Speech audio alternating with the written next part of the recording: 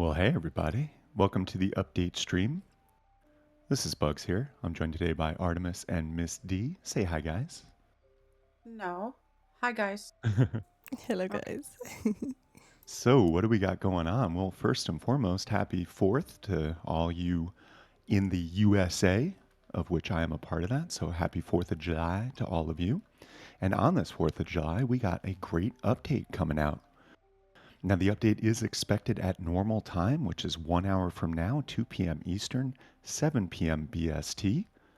And as with all First Thursday updates, this update does force a map wipe across the board. There are no signs of a forced blueprint wipe. However, many servers do choose to wipe blueprints when the forced map wipe hits. With Rustafied, all of our servers wipe blueprints with the exception of medium threes, long threes, and Zen Labs. But all other Rustified servers will wipe the map and the blueprints together. As always, if you have any questions, feel free to do at MissD_, that's me in chat. And as always, what we're going to do is just go through what is coming in the update and let you know when the update hits. So first and foremost, what we've got is a new type of vehicle going live with the update today. And that would be the bikes. There are actually 4 bikes in total. And there are 2 pedal powered bikes, a pedal bike and a trike. And then there's 2 motor powered bikes, the motorbike and the motorbike with the sidecar. And so with these 4 types of bikes, you'll have a new way of getting around the terrain of Rust. Now you might be wondering, where am I going to find these bikes? Do I purchase them or are they just found around the map? And it would be the latter of those two. They are spawning around the map like various other vehicles do. Now, the pedal powered bikes look like they're spawning around the roads of the map, along with maybe some monuments. And the motorbikes are spawning from the looks of it specifically at certain monuments. And so you're just going to come across them and you can hop on them. They do decay when they're out in the open, and so you may need to repair them. So you want to have some metal frags handy and a hammer just in case. And if you're planning on hopping on a motorbike and looking for one, you're of course going to want some low grade fuel because otherwise it's not going to go.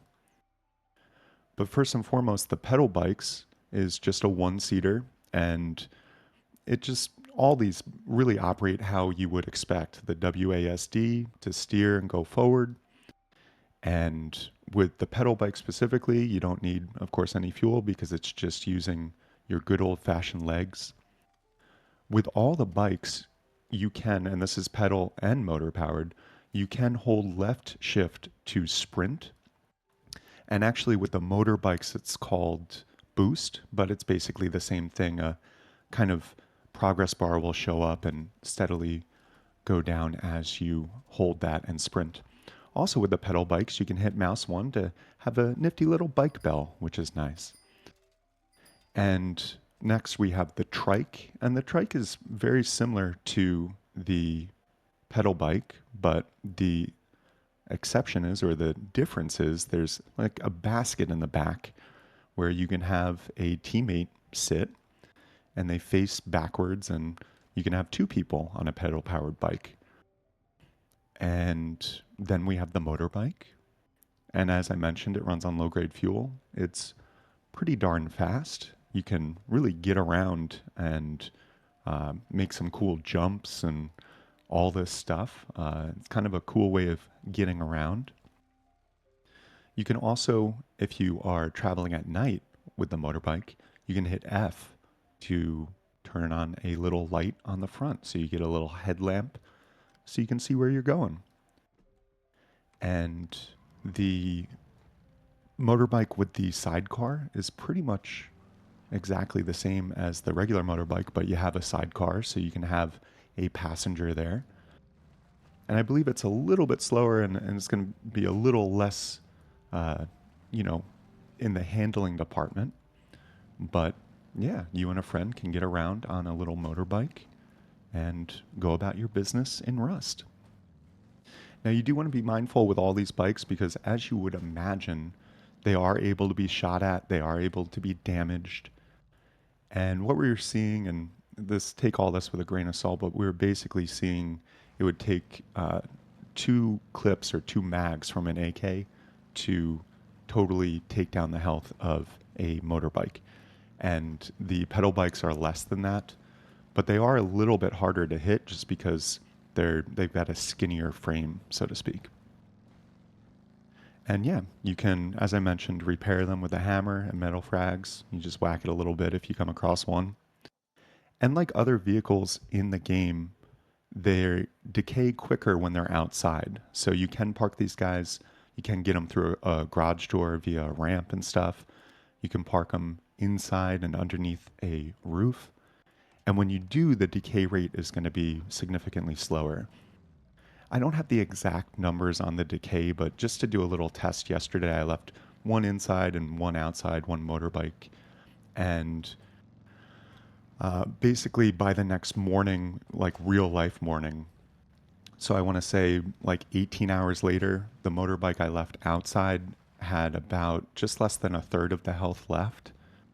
And the motorbike I left inside was still at full health or close to. So that's roughly some idea when it comes to decay. But the main thing is you just want to park it inside if you want to keep this bike. And it's pretty easy to get inside. There's no ability to lock it or anything like that. So if you are out and about, you'll want to be careful with where you park it and how you leave it attended or unattended. And yeah, that's pretty much it with the bikes. Let us know again if you have any questions at Miss D in chat. And it's going to be pretty cool to see all these bikes zooming around and various ramps and things that people will build. And it's a nice, interesting change, or addition, I should say. Now, next on the list, we do have a very interesting addition, which is prisoner hoods and handcuffs. So, this is basically the ability to take prisoners in a way that has never been possible before in this game. So, first and foremost, we have the handcuffs, and these can be placed on a player when they are downed or in the wounded state. And you can just slap them on when you get someone who's wounded, and then they're cuffed, and then you can actually help them up. And when you help them up, you have some additional commands via a radial menu. So you can push them, or if you're near a vehicle, you can force mount them to a vehicle.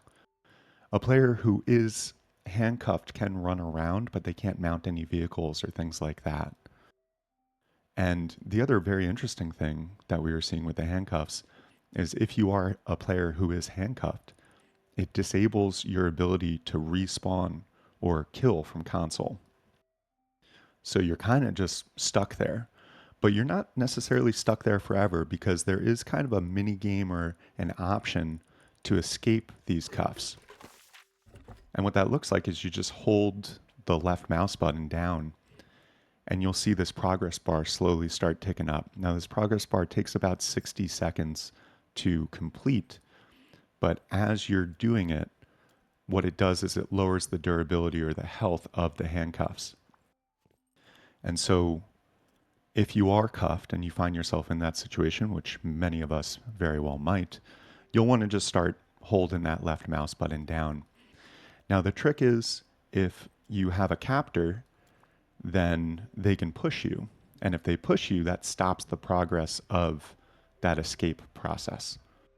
It doesn't reset the bar and it doesn't refill the health of the handcuffs. So, say you got halfway through and then you get pushed, well, the health of the handcuffs is still at half and you can start the process over.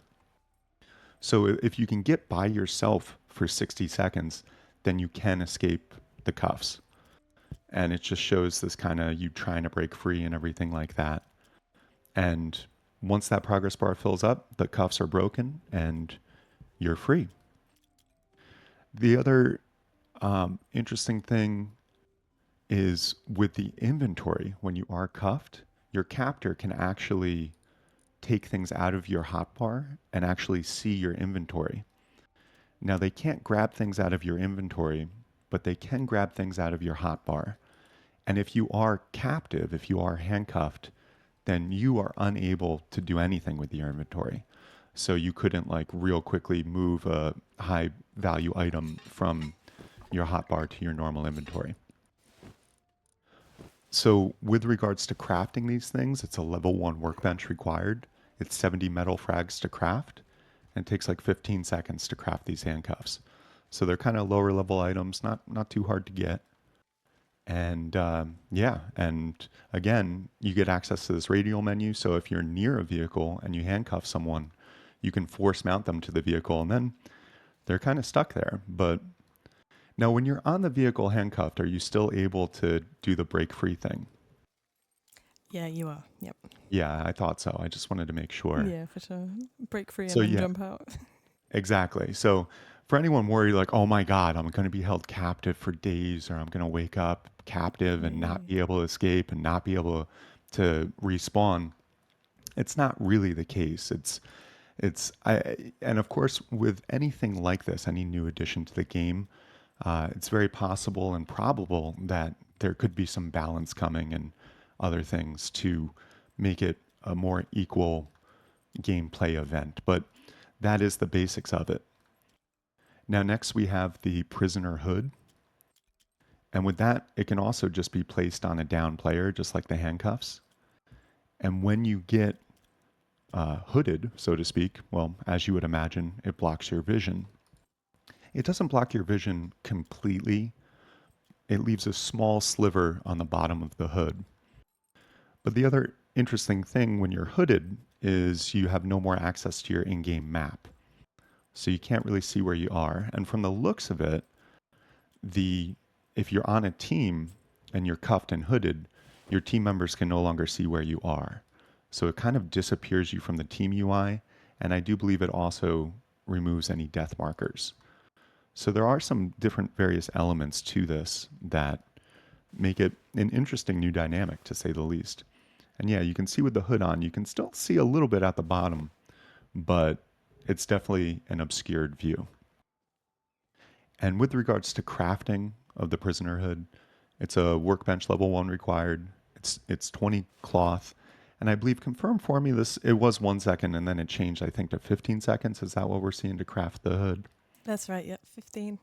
Okay, great. Yeah. So 20 cloth to craft, level 1 workbench, 15 seconds. So another kind of low level item that you could carry around. And man, if you come across someone who you just downed, this could be a fun little exercise after the force wipe to play with. So that is the prisoner hood and handcuffs dynamic. Next on the list, we do have the traveling vendor. Now, this is something that's been in the works for several weeks and goes live today. And what we're seeing is basically that at certain times, this traveling vendor will start roaming the roads of Rust. And it is a very ice cream truck dynamic going on. It's got the music. It looks like an ice cream truck that's been converted into the Rust environment. And it's got some sentry turrets on the top. And also in the back on the sides, it looks like some other turrets have been added. And the idea with this is it'll be traveling the roads of Rust, and you can go up, kind of stand in front of it, and it'll pull over and stop for you. And then you can access one of the several vending machines on it to purchase a variety of different goods for scrap. Now, it sells all things from resources to guns to explosives, even. And it looks to be a randomized, selection of what's available. And again, everything's just available for scrap. So that's the currency, which of course we're all used to. Now, also, the vending machines just work as any other vending machine. But you want to be careful with this traveling vendor because if you shoot at it, well, it's got those turrets and it will shoot back. And there's really no reason to ever shoot at the thing because you can't destroy it and you can't raid it. So there's nothing to get by shooting it, but it will protect itself. And it looks pretty invulnerable. It'll even, if you put a barricade down on the road, it'll even break through anything like that. And they did a lot of that stuff for modded servers and the like, which allow building on the road. but it kind of won't be blocked. It'll just make its way through, so to speak. And it does fire pretty quickly and pretty violently at you. So if you do piss it off, you'll want to run for cover because there's really there's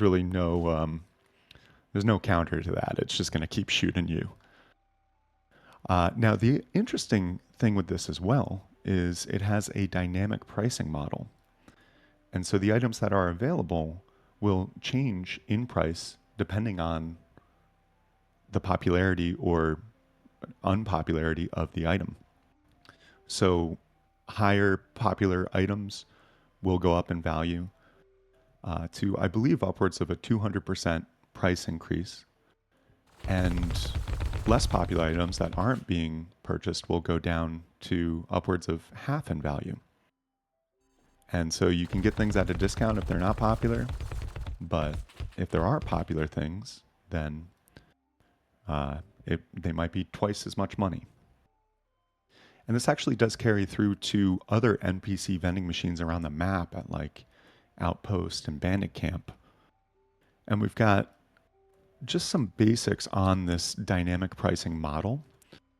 So first of all, a server owner can enable or disable the dynamic pricing and decide whether they want to run it or not.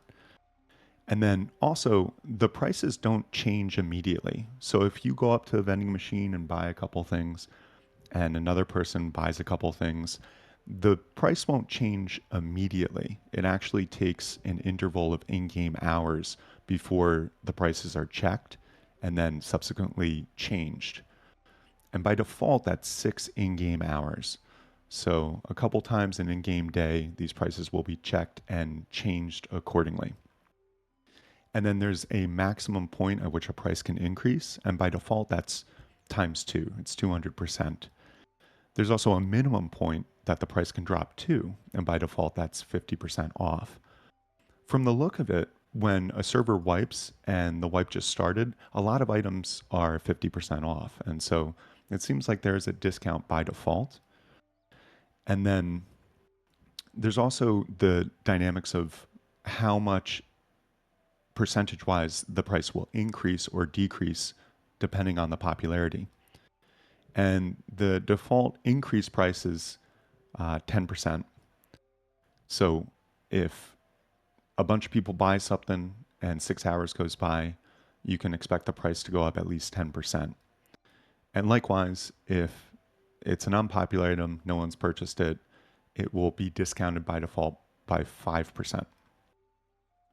And yeah, and then there's also a starting price multiplier, and that's what discount surcharge should be applied to items when the server starts. And that appears to be set to 2. But we were seeing, you know, we were seeing some things at a discount. So I think, like all new items in the game and new features in the game, this might need some balancing. But also, the cool thing is, as a server owner, you're able to change this as well. If you are a server owner and you're interested in what these options are and changing them, what you can do is in the server console, do SV space find space vending. And that will give you all the variables that have the word vending in it. And that's where we're seeing all these NPC vending machine variables come up. And so you can modify them. Now, Rustafied, given we're on the official list, we're going to keep everything default. But yeah, I wouldn't be shocked if we see some tweaks and modifications to this over the coming days once the masses are able to play with it and, well, complain about what they don't like. Or hopefully compliment what they do like. But this does stand to change some of the metas in the game around the in game economy and everything like that. And I'm excited to see how it plays out, so to speak. Now, there's a couple other things going on as well that are coming in the update today. There is a creative mode added, and this is for server admins and content creators. So it's not really, if you're just a normal player, going to impact you so much. But this creative mode is pretty cool because it allows you to build more freely and without resources and accomplish various other creative things that you might want to do as a server admin or as a content creator. They fixed this occlusion culling setting always turning itself back on when opening the game. So if you've ever noticed that, that should be resolved after the update today. And they fixed some things with like swapping of items that can't stack. So do not try to swap items around if they can't stack. They've also done some improvements to the demo UI. So again, if you're a content creator, the demo UI has been polished up a little bit. There are some nice improvements there, and that's cool to see. They've also done various fixes to some wire slacking stuff. So that wire slacking ability that came in the other month wasn't always functioning as they wanted. And so we did see a number of miscellaneous fixes to that come in over the past couple weeks, and they're entering the game with the update today. They fixed pulsed door controllers ending up in the wrong state in some cases. And then also with the shipping container blocks, they made it so that when a player right clicks a shipping container block while holding the spray can, it selects the last used spray color in the pie menu by default instead of the color of the shipping container block that you clicked on. So that if you like doing the shipping container skin on your building, it should make this a lot quicker and easier and more straightforward to get the colors you want. They also added another 0.25 meters to the seismic sensor range of forgiveness. So it's got a little bit more forgiveness in there. They did a little more work on server side analytics, which probably shouldn't impact you as a player, but it's cool to see that stuff. And they also fixed the tutorial missions missing an icon on the map screen. And yeah, that about does it for the main things coming in the update today. Now, real quick, I also want to mention we've got Charitable Rust coming up this year. It's actually going on October 12th. And this year we are supporting Direct Relief, which is an amazing organization that brings aid to people in conflict zones and uh, things like that around the world. And we've supported them several years ago, and they're a very great organization. And quite frankly, given all the conflict that seems to be going on in the world now, it seems like a good organization to support for this year. So mark your calendars, Saturday, October 12th, we're going to have the Charitable Rust event. There's going to be Twitch drops and there's going to be skins on the item store, the proceeds of which will go to the charity as well. And as is tradition, what we're doing is a skin contest to be able to pick the skins for those drops and for the item store. So if you are a skin creator, I encourage you to head over to charitablерust.com/skins and check out the contest rules and details. And we'd love it if you help support this event and get some awesome skins in the game, and all of which support this amazing organization. So again, mark your calendars, October 12th. We'll have more information on this coming soon, but I just wanted to give you a heads up, given it's a couple months out now, that we got Charitable Rust coming up in October. And yeah, that's about what we got going on for everything. Miss D, do we have any questions from the audience? Yeah, we have a lot. Um, First, I want to say thank you to Tabby's OG. He's gifting us up to Myth E86. Awesome. Thank you so much. Is there any new bug fixes? Yeah, there's been some miscellaneous bug fixes. You can see some of the details on my article on rustafied.com. And if you scroll down to other stuff, there's some various bug fixes in there that I just went over, like wire slacking fixes and tutorial mission missing icons on the map screen and various things. So yeah, there's been a couple of different various, fixes that are going live today. Wait, I think it just gifted again. Oh, Yeah, that's Tabby awesome. just gifted again. Thank you for that. Yeah, thank you so much for the support. Just to mention, a lot of people, think either we're developers of the game or we're paid by Facepunch to do this, and neither of those are correct. We are just an independent organization who loves reporting on development news and running the best servers that we can. So to everyone who tunes in and watches, to people who give bits or gift subs and all that stuff, and to our wonderful, beautiful, loyal VIP customers, thank you all so very much, because We really couldn't do this week after week, month after month. We've been doing this now almost 10 years, actually over 10 years. And we wouldn't be able to do this without your support. So thank you so much. Is the M249 up for sale in Outpost? And how come you chose to start selling them? You know, I'm not aware No, no. specifically on that. Not as far as I know. No, I don't think the M2's in Outpost. That would be unless Maybe there's something that's on huge a that we modded didn't server? notice, but I don't think so. Maybe modded server, yeah. Yeah, it could be a modded Yeah, server. so we can check, but I'm pretty sure no. Also, is there any new info on clan tables? Yeah, that's part of the whole Nexus and clan system body of work. And it does look like some work has been still being done on that. I haven't heard any specifics from the devs on that, on when that's going to be going live. It does look like when that goes live, it's just going to be Facepunch running some Nexus servers specifically. And when I look, I actually do see the Nexuses here. So this one, I'm glad you mentioned that because I might have missed this. It looks like maybe, and I can't tell if this is just because it's on staging, but maybe there is a new server type. Maybe they are trying out the Nexus types of servers today. I'm not really sure. We'll have to kind of see if it goes live with the update, but that could be another uh, big feature that goes live with the update today. Again, it would be from my understanding of it, a kind of soft launch that just Facepunch is running these types of servers, and that is where there's like kind of one server with various different subservers or nexuses or zones, if you will, and you can go from one server to another via boat or even hot air balloon.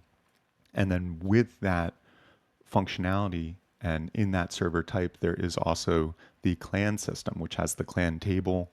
And it's kind of like a team UI system on crack, where instead of, just looking to manage 10 or so people on a team in one server, the clan system is for managing 100 or so people upwards through multiple servers via the clan table, which has a messaging system and permission system and roles in the clan. So it looks like maybe that is soft launching today. So I'm glad. Thank you for asking about that, and potentially we will see that go live today. And of course, the dev blog will have more information on all of this, and so we'll keep a close eye out for it. That dev blog should go live in the next about half hour. In fact, the whole update should come out in within a roughly half hour from now. So we should know soon. If a player you detain breaks free, will you be able to down them again and restrain them again, or will they die after being downed again? I think it's going to be a instance per instance thing. But chances are, if you've downed them and their health is low, then and they break free, then they might just die. But I think it is. Uh, but yeah, if you med them, then yeah, they probably will be down again. Mm. Can you rig the bikes up with a C4? No, I don't think the C4 is riggable. But let's test that real quick. Yeah, last we checked, it didn't, but maybe it does this week. Good question. And while testing, do you still insta die if you crash on a bike? Um, I don't think we're seeing that. No, no, I was crashing into a bunch of trees before and nothing happened, only the bicycle takes damage. Although also Shadow or Misty, are you in God mode? Yeah, I was gonna Um, say. And hey, looks like Oh, we look we at that. can. Yeah, yeah. Oh boy. So it looks like the Incoming C4 is projectiles. sticking to the bike now. Yeah, incoming. Good question. All right, so apparently safe zones don't like it when you injure their bikes. oh, I just turned my god mode off. I didn't think about that because I haven't turned it on today. Okay, next question. Can you wear a heavy suit and ride on the motorbike? And can you ride in the sidecar motorbike gang, horse gang?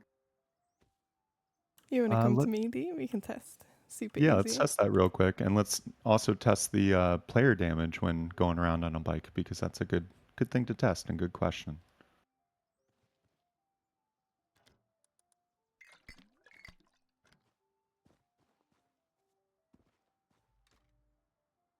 And also, I saw a question about the DPV, the Diver Propulsion Vehicle, that was on aux 2 earlier this month. That is not making it in this month. There's a various number of other things that are being worked on right now, including that DPV.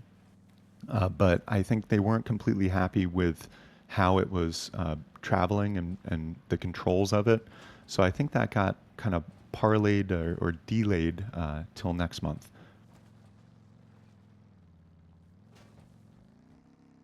Let me see if I can do some questions while we're writing. Can you switch to third-person view in any server?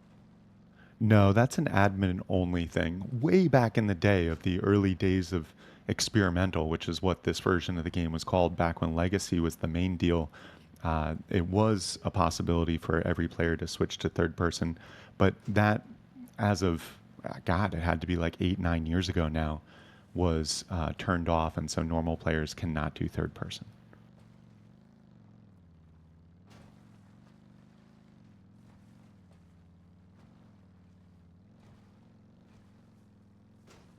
Yes. Oh, and a question also was if you can put a code lock on any of the new bikes. No. And actually, you know what? Let's test it again. Let's just make sure because Um, these things can change, and it's hard to test every single thing every single week. So let's just ensure that is the case. I have full heavy on now. Nice. Ooh, we're definitely going to have some motorcycle gangs going Yeah, around after this update. good shit, man.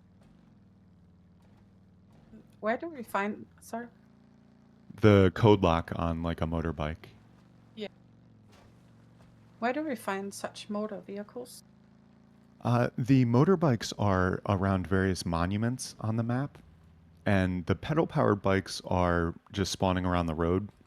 But there's a number of different spawns at various monuments that will have the motorbike. What I also think we could do, it might be a little screwed up because we did spawn in some, but what we could do is do teleport any motorbike and just go around the map and zoom out and show where these are spawning naturally. I think that would be a cool thing to do right now. Cool. You want me to do that now? Yeah, no worries. Yeah, and the lock didn't go on the bike or I was just about to do it. Sorry, okay. we were Yeah, having a let's joyride. sorry, Sorry. there's so much going on. But yeah, let's test the lock real quick and then let's teleport any motorbike and just show people where around these monuments the motorbikes are spawning Perfect. specifically. Okay, next question. Any changes to fishing? I don't recall any changes to fishing of significance in the past month. I could be mistaken, but I don't recall any off the top of my head. How do the bikes hold up to landmines? Ooh, that's a good question too. We'll have to test that in a moment. But first, let's teleport all around and see where some of these things are spawning. So you want me to do that for the key lock? Yeah. Um, oh, sorry, I thought you tested that already. Sorry, I Oh, keep it's all right. I'm just jumping the going to chuck gun a here. car lift down because it would make more sense probably if you could. It would be via the car lift. Gotcha. Let me see next. Will the bikes fit through a single door stair? What were we seeing with the single Yes. door? Were we able Yeah, to get you it would. Yes. through? Yeah. Yeah, cool. Yeah, I don't think they changed that so that you can't do it. What are the mentioned meta changes? The meta changes? Yeah. Well, I'd say probably the biggest is going to be the dynamic vendor pricing because there's a lot of metas in the game where people will even bought certain areas and certain vending machines. And now, with the prices of popular things going up, that may become a lot less feasible. So I'd say that's one of the bigger meta changes. But also, we got freaking motorbikes flying around everywhere, so that might change some metas too. I don't know. Do the pedal bikes make noise? Um, Pretty much only if you ring the bell. I think were they making a lot of other noise otherwise? No. No, no, no. Yeah, they're pretty quiet. But if you left click, you can you can ring a bell. And we can see here that some of the bikes are spawning, in the warehouse here. I think they spawn near the gas stations as well.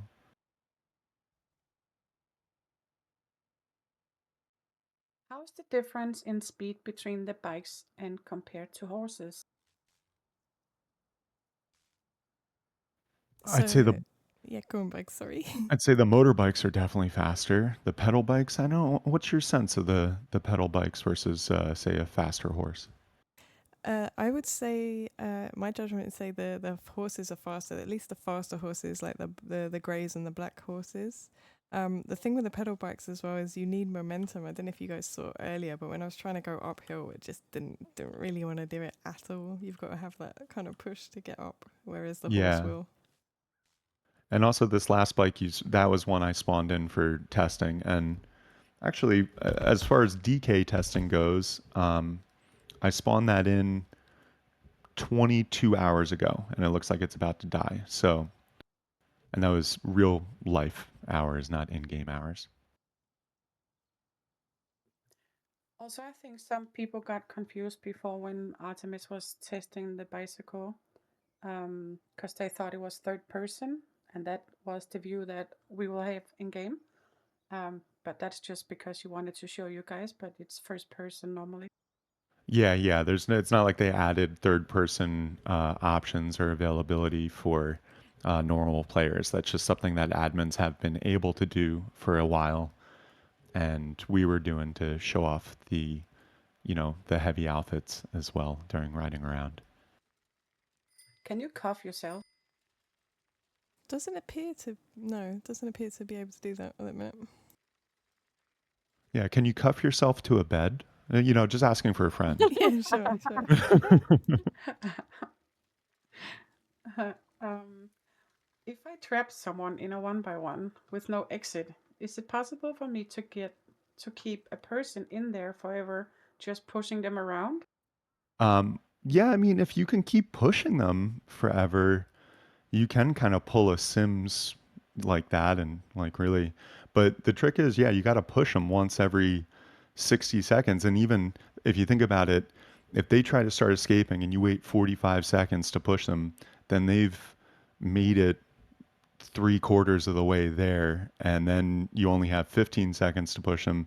So, because the escape mechanism doesn't reset, it just pauses when the person is pushed.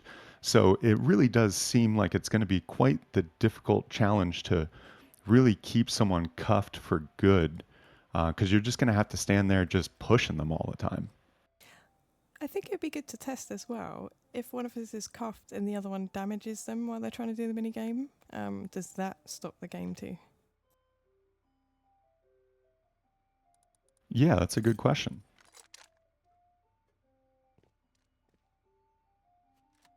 Now, interesting. I just got notice that the client update went live, but I don't think we saw the server update go live I for don't have everybody cuffs yet. on me. Hold on. Some behind you if you want them.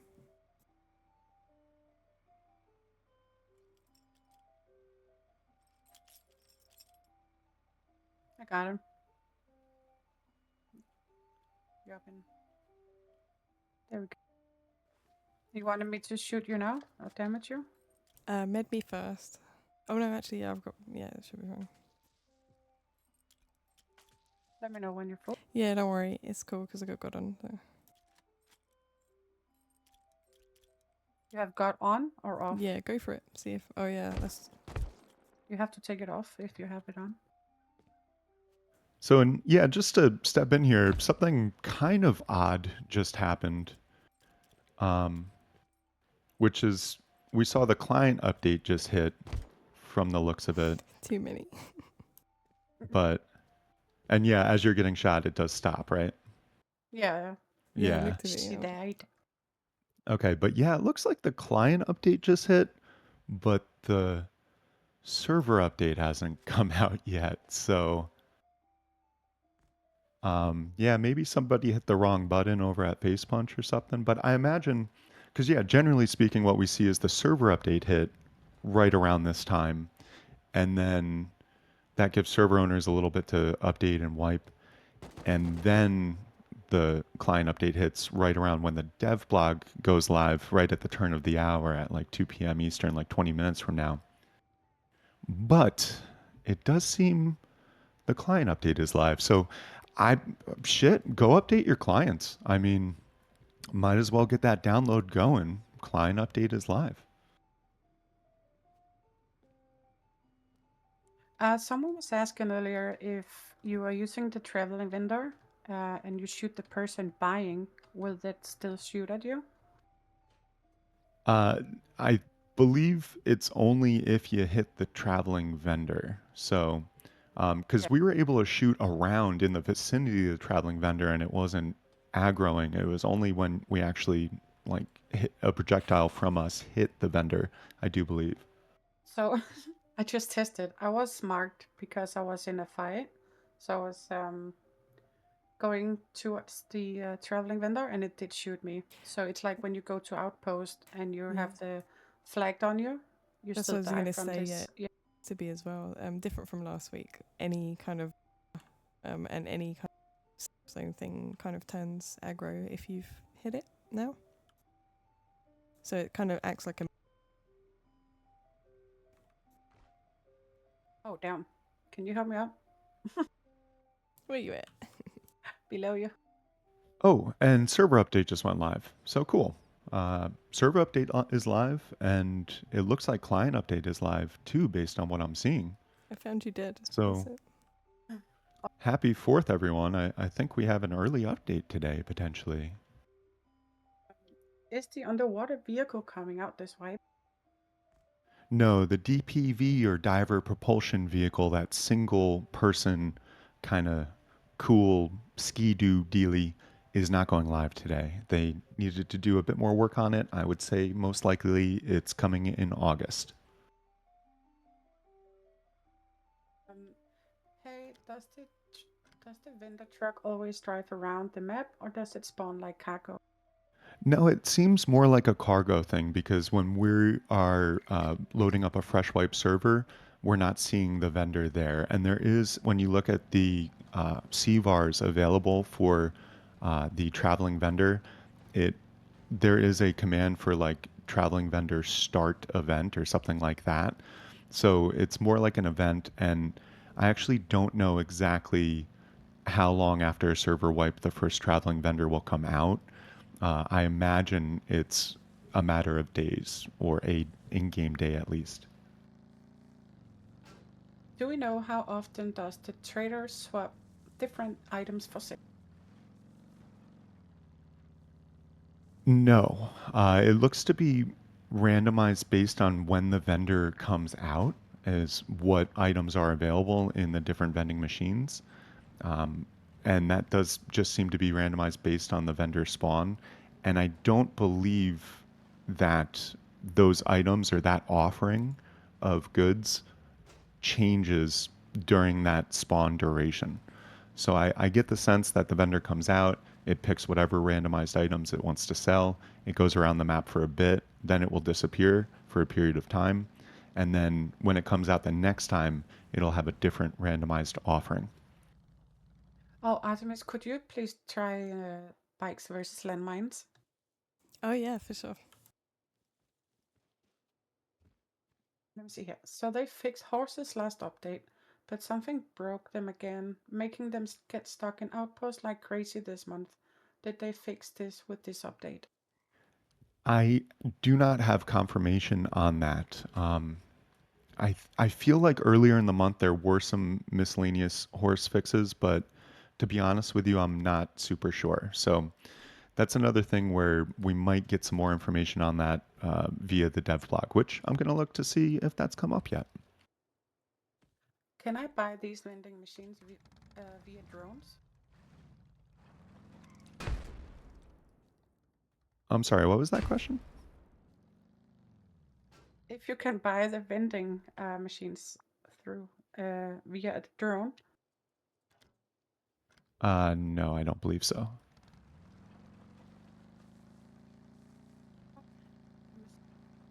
Is there a marker for it? The vending traveling vendor. Yes, there is a marker on the in-game map for the traveling vendor when it comes out. I'm not sure if there's like a notice, like when cargo ship event or whatever starts, but there is a marker on the map. Now, unlike other things around the map that like the other vending machines around the map where you can see what's available for purchase.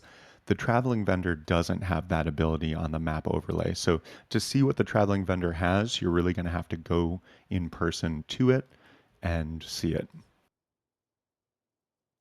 I don't think we have any questions right now, so maybe do a fast recap. Well, first and foremost, I want to say it looks like we got an early update today, a bit earlier than we usually expect, and it seems like the client update came out a couple minutes between before the server update came out. I'm not sure if another client update is going to drop, if that was, the actual final one or what, but it does look like this update is live because the server update came out and from the looks of it, the client update came out. And so I will say update is live and go update your clients. I know our systems team is working on updating and wiping all of the Rustafied servers, and those should be up momentarily. But it does look like a bit of an early update today. So that's a gift, and that's cool. In the meantime, I will give a little bit of a recap because it is a bit earlier and the dev blog isn't out yet. So, what we've got going on is bikes. Sorry, just brain farted for a second. I'm like, bikes? Yeah, we've Lots of got bike. lots of bikes. There's four types of bikes. There's two motorbikes, two pedal powered bikes. The pedal powered uh, the pedal bike, I should say, is a one person bike. There's also a trike, which can have two people. There's a motorbike, which is a one person bike. And then there's the motorbike with sidecar, which you guessed it, can have two people. The motorbikes run on low grade fuel. The pedal powered bikes are pedal powered. So you can hold left shift on either one to get a little sprint or a little boost going on, and you find them randomly around the map. There's various different spawns for the motorbikes at various different monuments, like the warehouses and I believe the gas station and some other lower tier monuments, junkyard as well as a place to find the bikes. And some of the pedal powered bikes are found just on the roads as well, like you would find some other vehicles. But it doesn't look like the motorbikes are spawning randomly around the roads. It looks like they are just at the various little monuments around the map. Also, to continue the recap, we got the prisoner hood and handcuffs. And that is an interesting new kind of prisoner dynamic in the game where you can cuff a and hood a downed player. Then you can stand them up and have conditional additional commands via a radial menu where you can push them or you can force mount them if you're near a vehicle. And if you are handcuffed, then you can try to break out by holding left mouse button, and you hold that for 60 seconds, and providing you don't get injured or pushed, then you can actually break free of the handcuffs. But while you are cuffed, you actually cannot respawn or F1 kill. You also can't access your inventory, but the person who has cuffed you can access your hotbar. They can see your inventory, but they can't take anything out of your main inventory. They can only take things from your hotbar. And also, when you're hooded, you of course get kind of blocked vision. It obscures your vision, and it also blocks your ability to view the in-game map to really see where on the map you are. And it also, from the looks of it, um, blocks you from your team UI and everything like that. So your team kind of can't see where you are when you're captive like that. And next we have the traveling vendor.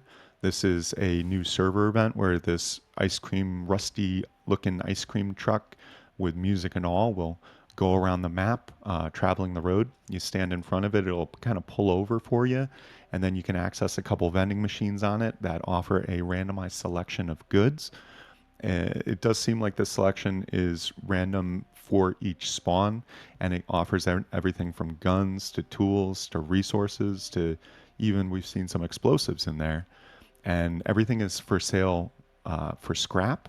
And there is a dynamic pricing model with these items. So the idea being that as more things are purchased, the price goes up.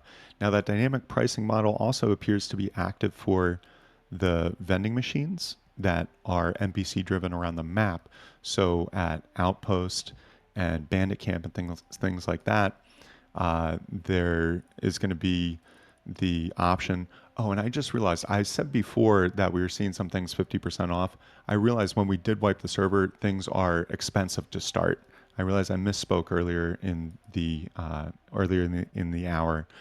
Things by default are more expensive at the start of a wipe, and then as supply and demand dictates, the prices will go up and down. So if a bunch of people purchase an item, then the price will go up 10% upwards of being double price. And if no one's purchasing any of those items, they'll go upwards of a 50% discount. This doesn't happen immediately. It ticks every 6 in-game hours. It will change those dynamic pricing. So that just is going to be an interesting change to the in-game economy and some metas in the in-game economy. And it can be controlled by server owners if they change some of the CVARs. You can look at SV find vending, and you can see some of the CVARs in there for server owners to modify. But at Rustafied, of course, we're on the official list, and so we're going to keep everything vanilla. A couple other miscellaneous things, real quick. There's a creative mode that has been added, and this for content creators and server admins to be able to build with less restriction and without resources. They did a couple miscellaneous fixes, like occlusion culling setting was always turning itself back on when opening the game, and that's been resolved. And they did some fixes with not swapping items if they can't stack. They did some improvements to demo UI and some fixes for wire slacking. They fixed the pulsed door controllers ending up in the wrong state in some cases. Also, if you're looking to recolor shipping containers with your spray can, it will now select uh, the color that you had on your radio menu before instead of selecting the current color of the shipping container you just clicked. So it's a nice little quality of life thing. They added another 0.25 meters of forgiveness to the sensor range, that seismic sensor that came in last month. And they did some more work on server analytics and stuff like that. And it looks like two more client updates did just come out. So it seems like there's a little weirdness with the update. It does seem like the update is live, but we did see one client update come out before the server update, which shit, I gotta say, in my 10 plus years of doing this, I don't think I've ever seen that before. So it did kind of throw us for a loop a bit. But the server update did come out, and it looks like a subsequent other client update has come out. So if you've already updated your client a couple minutes ago, I would check and probably run the other update because I'm not sure the difference, but if they released another update, there's probably a good reason for it.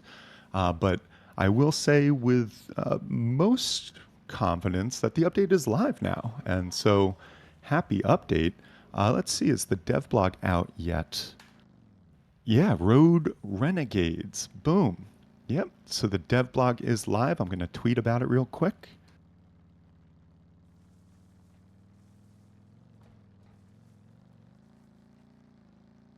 And awesome, everybody. We have officially a live update. If you're not, for whatever reason, seeing a client update in your Steam library, then you can restart Steam or you can verify integrity of local game cache, and that should normally trigger the update. But the update is live. We are updating our servers. In fact, let me see. We've got all but 3 servers up and wiped, and the final 3 are on their way up right now. So all Rustified servers, with the a small exception, are up and wiped and good to go. And yeah, the update is live. How cool is that? So I do want to thank everyone for tuning in. We're going to wind this puppy down, but before we do, I want to really thank the community for the support. You know, we're not developers of the game, we're not on the FaceBunch payroll. We're just an independent organization who loves reporting on development news like this and running the best servers that we can. And the only way that we can do that is through the support of the community. So for everyone, once again, who tunes in and watches, to people who give bits, to people who subscribe on Twitch and gift subs, and to our wonderful, beautiful, loyal VIP customers, thank you all so very much. Much love to you all, because we wouldn't be able to do this without you. So thank you for that support. We'll keep doing what we're doing. And also, thank you so much to my co-MCs, Artemis and Misty, as always, for joining me today. You're welcome as always. And I just want to remember you that, or remind you, we have a raid, Blizzard ID. We do have a raid. Thank you for that reminder. Yeah. I'm going to And make sure I have Artemis that ready to go. can say goodbye. Oh yeah, and you're most welcome. Have a good wipe, guys. And yeah, with that, we'll see you all next week.